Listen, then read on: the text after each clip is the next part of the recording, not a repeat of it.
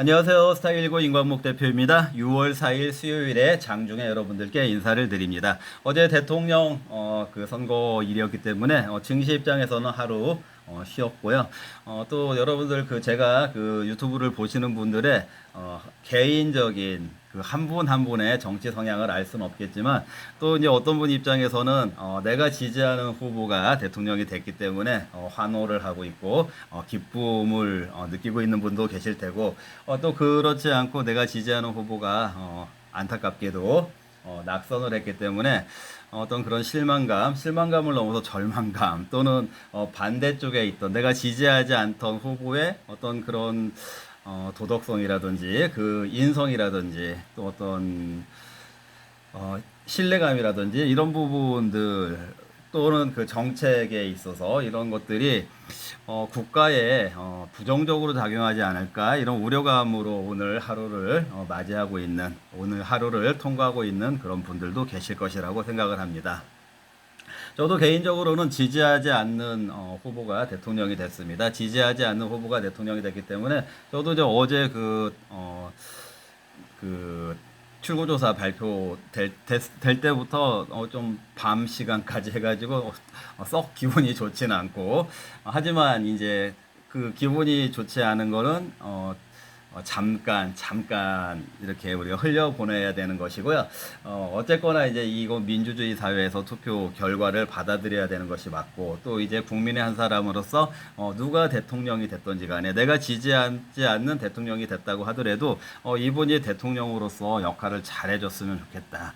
이분이 대통령으로서 정말 성공하는 대통령으로 남을 수 있도록 그렇게 나라를 잘 이끌어 갔으면 좋겠다. 이런 바람의 마음을 가져주는 것이 올바른 태도가 아닐까 이런 생각을 하고 있습니다.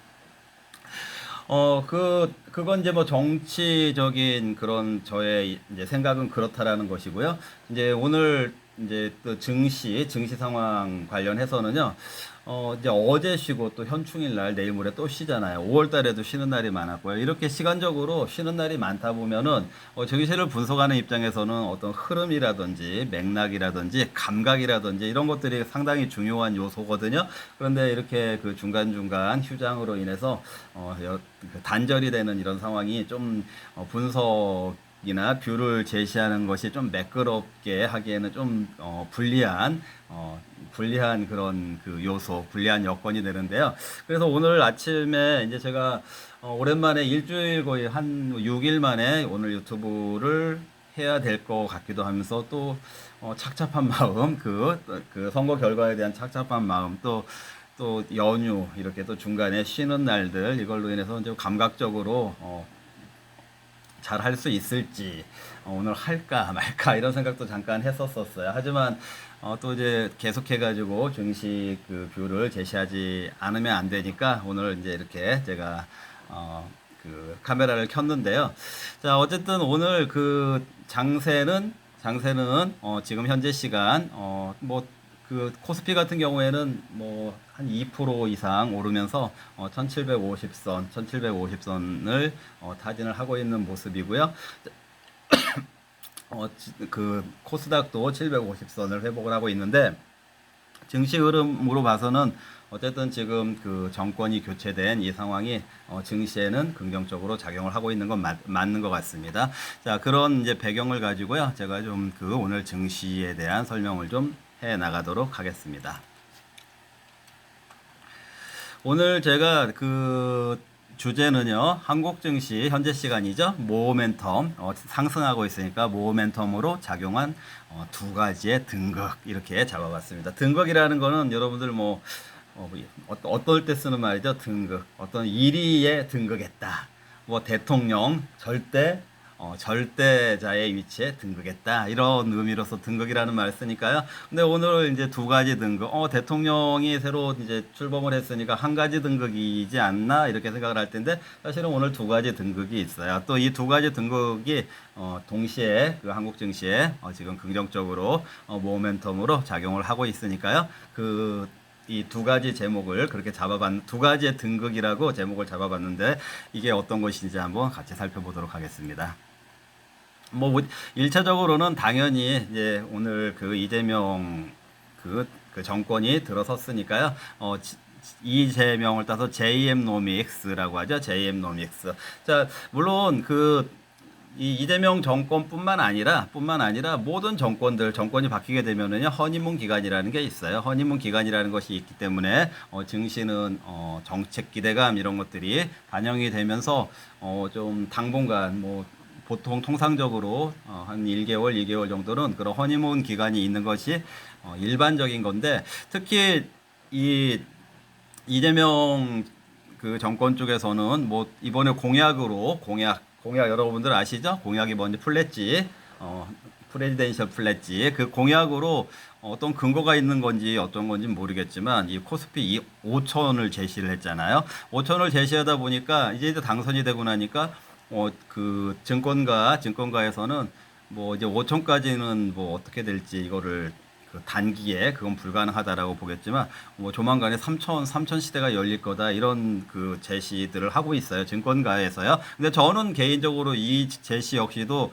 그 근거가 좀 불충분하다라고 생각을 하는데, 어쨌든 이런 제시를 하고 있고, 그러다 보니까 오늘 이제 코스피가 2,750선으로 이렇게 상승 좀 2% 이상 그렇게 상승하는 그런 흐름을 보여주고 있는데요. 그리고 또 지금 또 과거 얘기를 하긴 그렇지만 좀 어떤 의미에서 좀 답답한데, 사실 12월 달에 우리 계엄 나오기 직전까지 뭐 예산 같은 거 통과되지 못하게 한 당사자가 이재명 그 당시 민주당 대표였는데, 뭐 이제 와서는 또 뭐 이제 추경한다고 하니까 이거 좀 논리적으로도 모순이 되는, 근데 정치니까 이런 모순이 허용이 되는 거겠죠. 추경을 이제 한다고 하고요. 그리고 얼마 전에 그 한국은행에서 지난주였나요? 금리 인하를 했잖아요. 그 금리 인하 추세가 이 정부, 이재명 정부의 출범과 함께 금리 인하 추세가 조금 더 이렇게 스피디하게 진행이 될 가능성이 있다. 그리고 좀 전에 말씀드렸던 것처럼 지금은 허니문 기간이다. 이런 효과들이 오늘 시장에 반영이 되고 있습니다. 자, 그런데 오늘 그 시장에서 여러분들이 어떤 종목들이 오르고 있나 이렇게 보시면은요. 근데 사실상 그 종목들 보면은 사실 오늘 이렇게 지수가 좀 많이 올라가고 있음에도 불구하고 오히려 한 10일 전보다 주가는 더 떨어져 있는 종목들이 더 많아요. 사실은요. 여러분들이 자세하게 안 봐서 그렇죠. 왜냐면은 예를 들면은 지금 오늘 뭐 이렇게 지수 많이 올라간다고 하더라도 뭐 현대차나 이런 것들 아직 19만 원, 얼마 전까지만 해도 19만 원 후반대에 있었었잖아요. 그렇기 때문에 지금 지수가 좀 올라가는 것 같지만 주가 자체는 뭐 또 이렇게 오히려 한 10일 전보다 떨어져 있는 종목들도 많은 상황인데, 지금 이 허니문 또는 JM노믹스 기대감으로 오늘 좀 활발하게 움직이는 종목들은 지주회사들은 일단 여기 아까 코스피 뭐 5천 시대 열린다 뭐 이런 얘기 하니까, 그러면 지주회사들이 산하의 여러 가지 상장 주식들을 거느리고 있는 지주사들이니까, 그런 지주사들이 좀 오늘 시세 플레이를 하고 있어요. 이거는 작년에 우리 윤석열 대통령 때 밸류업하고 조금 비슷한 그런 분위기다라고 생각을 할 수가 있고요. 그보다도 오늘 제일 많이 올라가는 종목은 SK 하이닉스가 오늘 시총 상위 종목 중에서 가장 많이 올라가고 있다라고 여러분들이 확인할 거예요. 지금 뭐 한 6% 이렇게 올라가고 있으니까 오늘 지수 끌어올리고 있는 거는 역시 SK 하이닉스다 이렇게 생각할 수가 있는데, 그렇다면은 SK 하이닉스 그럼 JM 노믹스의 효과로 오늘 SK 하이닉스가 주도적으로 올라가고 있는 것인가? 그보다는요, 두 번째, 아까 두 가지 등급이라고 했잖아요. 엔비디아 효과인 것 같아요. 엔비디아가 어제 $140를 다시 회복을 하면서 뭐에 등극을 했냐? 잘 들으세요. MS를 제치고 다시, 참 오랜만이죠? 한 1월 달 이후에 몇 개월 만인 것 같아요. 다시, 미국 증시의 시가총액 1위, 시가총액 1위 자리에 그 다시 등극을 했습니다. 그런데 이제 엔비디아가 시가총액 1위 자리에 140달러 회복하면서 등극을 하니까 그게 이제 SK 하이닉스에 영향을 줘서 오늘 SK 하이닉스가 제일 많이 오르고 있잖아요. 6%. 그러니까 오늘 그 시장이 강세를 보여주고 있는 거는 이재명 정부의 출범에 대한 그것도 반영이 됐지만 SK 하이닉스의 모습을 놓고 봤을 때는 역시 엔비디아의 회복이 많이 작용을 했다 이런 부분들. 이제 물론 그 JM노믹스에도 이거는 뭐 그 저쪽 민주당이든 이쪽 국민의힘이든 후보 시절에 공이 그 AI에 대한 AI 그 한국형 AI 어떤 그 생태계에 대한 그런 공이 있었던 이런 배경을 갖고 있는 거는 그 전제로 해서요. 전제로 해서 놓고 봤을 때 오늘 그 SK 하이닉스가 강하게 올라가는 거. 자, 왜냐면은 만약에 JM노믹스에 근거하는 그 AI 한국형 AI의 어떤 그 계획으로 인해서 올라간다 그렇다라면은 삼성전자가 좀 많이 올라갔을 수도 있어야 되는데 삼성전자는 오늘 별로 많이 오르지 못하고 있잖아요. SK 하이닉스가 많이 올라가고 있잖아요. 그걸 놓고 봤을 때는 엔비디아의 효과가 더 많이 작용하고 있는 것으로 보여진다. 자, 어제 엔비디아가요, 그 시가총액 1위를 탈환하고 나니까 제가 한 10일 정도 된 것 같은데 좀 미국 증시 오히려 조금 조심해야 되는 구간에 진입했다 이런 얘기를 좀 그 제가 강조해가지고 유튜브로 올려드린 적이 있었는데요. 어제 엔비디아가 이렇게 되고 나니까 좀 갑자기 또 낙관론이 좀 부상을 하고 있어요. 낙관론이라고 하는 거는 AI에 대한 낙관론도 될 수 있고 또 증시 AI가 어떤 그 이끌어주는 미국 증시에 대한 낙관론. 그러니까 말하자면은 4월 달만 하더라도 트럼프 관세로 인해서 많은 IB들이 그 S&P 500의 목표 지수를 하향했었거든요. 그러니까 그때는 좀 비관론으로 많이 전향을 했는데 최근 뭐 한 얼마 사이에 며칠 사이에 모건 스탠리라든지 또는 뭐 도이치뱅크라든지 또는 펀드 스트랙트 뭐 이런 그 IB들이 갑자기 다시 S&P 500의 그 목표치를 물론 예전에 막 작년 그리고 올 초에 그 목표치보다는 한참 낮아져 있는데 최근에 하향 조정했던 것보다는 조금 다시 올리고 있다. 그래서 그 엔비디아의 140달러 회복과 함께 낙관론이 부상하면서 그 미국 증시에 대한 어떤 기대감이 작용을 하고 있고 이런 부분들이 오늘 한국 증시에도 그 아유 제가 좀 목이 좀 메어가지고요 죄송합니다. JM노믹과 함께 JM노믹스와 함께 오늘 그 한국 증시에 긍정적으로 작용을 하고 있는 것 같다 이렇게 말씀을 드릴 수가 있겠습니다. 자, 그런데요, 지금 여러분들이 그 무조건 기대감, 이 허니문, 이 기대감도 좋지만 좀 정확하게 좀, 그렇다라면은 마냥 위험 같은 건 없는 건가? 위험 같은 건 없는 건가? 조심해야 될 부분은 없는 건가도 한번 같이 살펴봐야 되겠죠? 지금 말씀드렸던 것처럼 상승 쪽으로 이렇게 그 견인을 하고 있는 거는 추경이라든지 금리 이런 거 유동성 그리고 정책 그리고 이제 이 허니문 기대감이 작용하고 있는 거고요. 자, 하지만 지금 현재 현실적으로 봤을 때는 지표라는 것이 별로 좋지는 않아요. 우리 지금 불과 지난주에만 하더라도 우리 한국 GDP 제로 성장, GDP 0%, 그러니까 올해 성장률 0%다라고 얘기했었거든요. 그건 이제 물론 이 추경이라든지 이런 금리 인하가 나오면 그게 또 조정이 되겠지만, 지난주까지 현실적으로는 우리 한국이 올해 성장률 0%다, 제자리다, 이런 지표. 그 다음에 역시 트럼프 관세로 인해서 미국의 그, PMI 지수라든지 중국의 PMI 지수, 이게 실제적으로 다 위축이 됐어요. 미국도 그렇고 중국도 그렇고 트럼프 관세로 인해서 그 지표 자체가 위축이 됐다라는 그런 현실적인 상황이고 그 다음에 이제 아까 좀 전에 엔비디아 140달러, 그 다음에 S&P 500, S&P 500 600선 이렇게 되면은 역시 또 그 저항이 만만치 않을 거다. 그 저항이 좀 바로 뚫기 어려울 거다라고 이제 제가 벌써 수차례 말씀을 드렸었는데 이제 다만 이제 최근에 제가 또 조금 보정을 해서 봐야 된다고 했던 부분이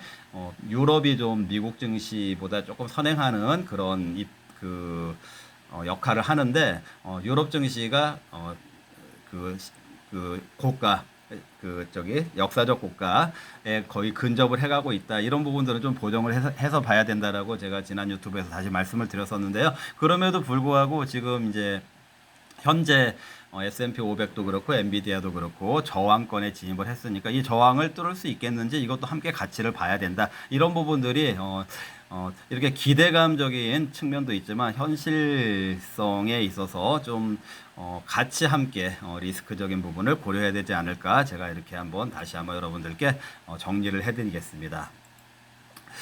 자, 어쨌든 지금 뭐 이런 우리 새로운 정권, 이런 부분들, 그리고 이제 미국 증시가 다시 기대감이 좀 확산이 되고 이런 상황들에서 우리가 이런 것들을 애써 외면할 필요는 없고요. 애써 외면할 필요는 없고, 당연히 우리도 기회 요소로 활용을 해야 되는 거는 맞습니다. 맞죠? 왜냐면 기회가 되는 거에 우리가 왜 애써 나는 이런 기회 갖지 않을 거야 외면을 함으로써 기회가 될 수도 있고, 또 어떤 그 기회 중에서는요, 어떻게 보면은 한 번도 겪어보지 않은 거에서 의외의 어떤 그런 그 현상이 발생한 경우들이 있잖아요. 예를 들어서 가장 최근에 보면은 비트코인이라는 거에 아주 생소한 이런 것이 과연 그 비트코인이라는 가상 자산이 그렇게 올라갈 수가 있겠어? 이런 상황이었지만 실제적으로 좀 정상적으로 보이지는 않지만 올라갔으니까, 그런 의미에서 기회 요소가 있을 수 있으니까 우리 기회 요소를 외면하지는 말자, 이렇게 말씀을 드리는 거예요.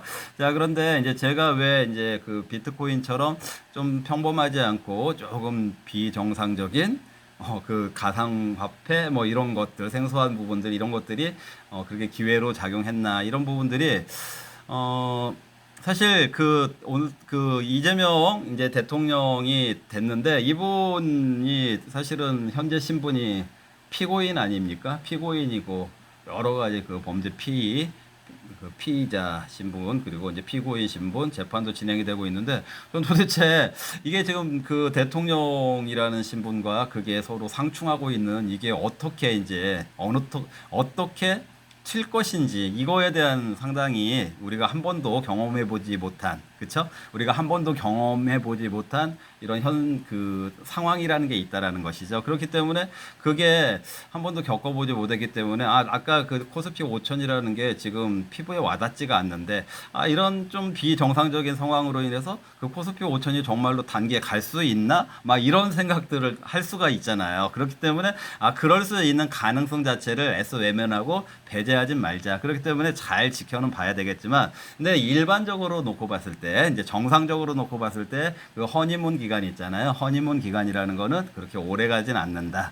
오래 가진 않는다. 그것도 아셔야 되고, 하나의 뭐 업종 가지고 예를 들어보면은요, 일단 재생에너지 같은, 제가 하나의 그냥 예를 들어드리는 거예요.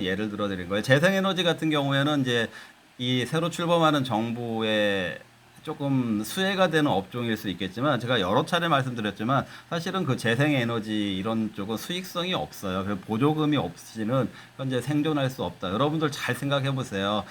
전기가 지금 전력이 굉장히, 전력망이 중요하고 전력이 필요한데, 풍력 이런 거 가지고, 태양광 이런 거 가지고 그 에너지 감당할 수가 있겠습니까? 다 되지 않잖아요. 그렇기 때문에 그거는 사실은 어떤 기대감의 영역이지, 그게 현실적으로 우리가 필요한 만큼의 전력을 충당해 줄 수 있는 수단은 아니다. 그렇기 때문에 미국에 있는 그 재생 에너지 기업들도 그 수익성이 유지가 안 되기 때문에 파산하기도 하고 이런 일들이 많이 벌어지잖아요. 그렇기 때문에 여러분들이 지금 기대감 속에서 좀 단기적으로 봐야 되냐, 단기적으로 봐야 되는 부분들은 단기적으로만 접근을 해야 된다, 이 말씀을 드리는 것이고요. 그렇다면은 장기적으로는 우리는 역시 관찰자 입장, 그리고 시장의 참여자 입장에서요, 시스템이 제대로 작동하고 있는지, 이 시스템이라는 거는 어떤 그 정치적인 시스템도 포함하는 거예요. 아까 피고인 대통령의 재판 이런 건 어떻게 되는 거지? 이런 것들이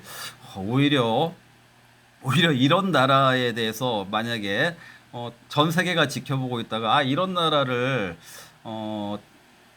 그 안정적인 나라다라고 볼까? 이런 부분들이 또 리스크가 될 수 있는 부분이라는 거예요. 무슨 얘기인지 아시겠죠? 근데 기회 요소가 될 수 있는 거는 어떤 그 유동성 공급 같은 거, 뭐 포퓰리즘 같은 거 이런 것들 때문에 일단 단기적으로는 뭐 많이 풀어주니까 좋아 보일 수도 있지만 이게 또 이 시스템에 도전을 하는 그런 정책들이 자꾸 이렇게 무리수로 발생한다라면은 그거는 외부에서 봤을 때 또는 외국인들 투자자들 입장에서 봤을 때 결코 그거는 안정적인 투자처로 한국을 볼지 못하는 그런 변수가 될 수 있기 때문에 그런 그 우리 이제 관찰자 입장에 시스템이 잘 작동하고 있는지 시스템에 또 무슨 어떤 그 해를 가하는 그런 어떤 잘못된 정책 이런 것들이 나오지 않는지 그리고 아마 이제 그 여러분들 이제 이번에 이재명 그 대통령 당선이 50%못 넘었잖아요. 그런데 역대적으로 박근혜 대통령은 50%를 훌쩍 넘었었어요. 그 득표율이